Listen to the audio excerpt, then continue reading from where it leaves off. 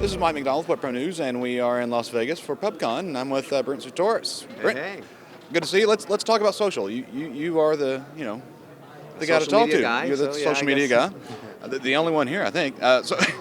So let's what's new? What's been going on? That's the recent stuff. There's always a lot of fun stuff going on with social. Obviously, there's the main tier sites. I mean, you have the differentials in social. You have like Twitters and the Facebooks, and there's always a lot of stuff going on with that. And I think you see a lot more of that in the mainstream news and stuff. So everybody knows, some of the changes with lists and Twitter, and some people know some of the changes with Facebook, where they've been doing a lot of the almost Twitter and stealing Twitter ideas. Yes.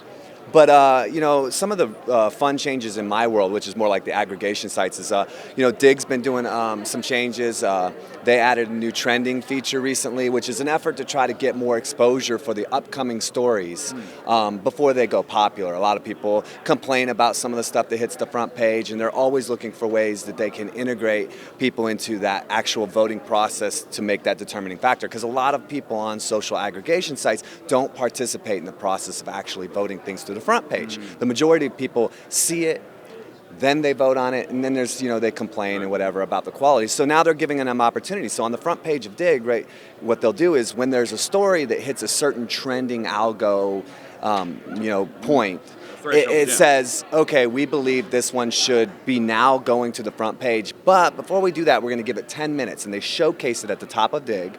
And they give it 10 minutes for the users to click on it. And it tells how many people have viewed it. And then once you vote on it, at the end of that 10 minutes, it'll come back and tell you, yes, this was promoted. It made it to the front page. No, it did not. So it's pretty cool. Everybody seems to like it right now. It's getting more people involved in that kind of actually pushing stuff to the front page. And it's interesting to look at what people's reactions are and how that process is working. So that's been pretty interesting. Another big change is, and I don't know how I really feel about this change yet, but there's another big change to StumbleUpon. And it's been interesting because StumbleUpon has done such drastic changes. Whenever they make a change, it's very, very drastic. So they went from, the really older design, and then when they were purchased and they were with eBay, they did a revamp of the design, and it was really nice. I mean, they actually tried to be more like some of the other social sites. They put like a navigational system, they put a lot of content on the front page and on the internal pages, and this recent change has been, I think, their attempt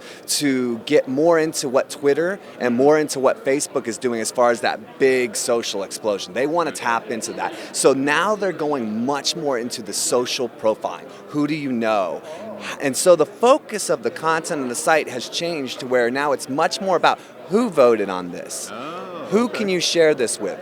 Which one of these are your friends? And so now everything's kind of shifted. So it's not really bad, but for me it does put an extra click or two between you and content. It really focuses more on who was it that that voted on this. It really kind of makes maybe more of a line between the haves and the have-nots in terms of who's in your social circle. Exactly, maybe, right? And the thing is that, like, for me, I have Twitter, right? People share stuff. I have Facebook. People share things. I have IM and stuff like that. For me, StumbleUpon was really just about finding really unbiased, good content. Right. And now I feel like it's really influenced by my group again, which makes me almost not want to have a social group on StumbleUpon to eliminate the fact that I'm only going to see stuff that's from my group.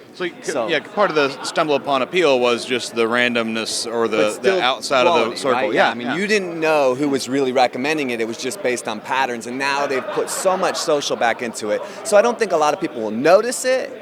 Unless you're like into a really hardcore user or you're really into that aspect of it. But I do feel that it's kind of a half and half on people accepting it and liking it. But StumbleUpon has always been really good about listening to feedback. It's a beta change right now, and they're taking feedback, and every week they probably are updating minor little changes, and they talk about it on the beta section of the site. So if you haven't had a chance to check it out, you can absolutely go to the site. They have little buttons all over it that say try it out. You can go in and put feedback, and the feedback really does help to change what the final output is. So definitely check it out. Man, I appreciate you taking time to talk about it. Always good stuff time. as always. Always a good time. This is Mike McDonald, Web Pro News, and we are in Las Vegas for PubCon.